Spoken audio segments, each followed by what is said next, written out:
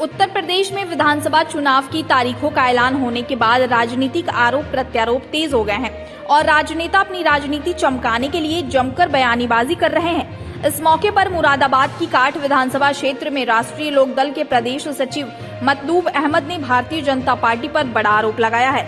उन्होंने कहा कि उनके घोषणा पत्र में किसानों के लिए बिजली हाफ और बाकी माफ का वादा किया गया था, लेकिन यूपी सरकार ने उनके घोषणा पत्र से बिजली हाफ किए जाने की नकल की है। उन्होंने कहा कि इस विधानसभा चुनाव में समाजवादी पार्टी के गठबंधन की सरकार बन रही है, जिसमें आरएलडी अध्यक्ष जयंत चौधरी की पूर्ण हिस्सेदारी है। आगे उन्होंने कहा कि बीजेपी के झूठे प्रचार पर आचार संहिता लगते ही विराम लग गया है।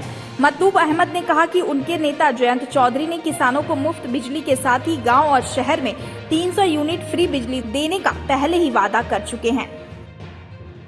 आज है मौजू हमारा पीसी का मतलब ये है कि जो हमारा एजेंडा घोषणा पत्र था 31 अक्टूबर को जारी किया था, उसमें कुछ मौजूद भारत सरकार या केंद्र उत्तर प्रदेश सरकार ने, भारतीय जनता पार्टी ने वो हमारे फॉलो कर लिए हैं। मतलब उस जैसे हमने कहा था बिजली का बिल हाफ होगा, तो आज बिजली का बिल उन्होंने हाफ कर दिया है।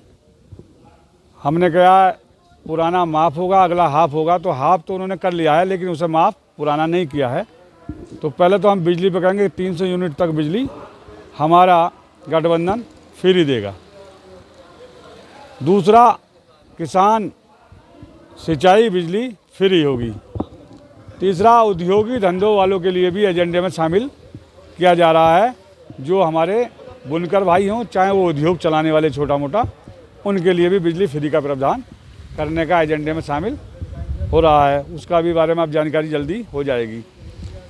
उसके अलावा आप किसानों के मामले में आप जान ही रहे हैं, किसान की आय दुगनी करने के लिए हर मुमकिन प्रयास किया जाएगा।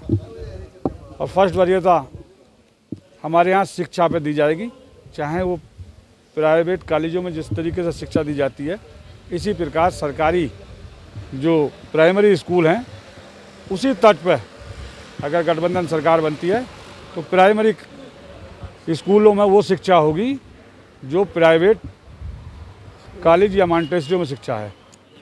बीजेपी ने नकल की है, उसी का हाफ इसीलिए किया है। अगर ये 5 साल में उसे माफ़ भी कर सकते थे, ये अरे बिल्कुल उन्होंने इसी दहशत से किया है, लेकिन उन पर ये मुकम्मल भरोसा नहीं है कि ये इस बात को हमेशा के लिए रखेंगे या इस जनवरी में मतलब चुनाव के बाद ख़त्म कर देंगे। अभी ये भी तो नहीं, उनकी बातों का आपने देखा ही होगा, जुमलेबाजी के अलावा दूसरी बात कोई असर होया नहीं।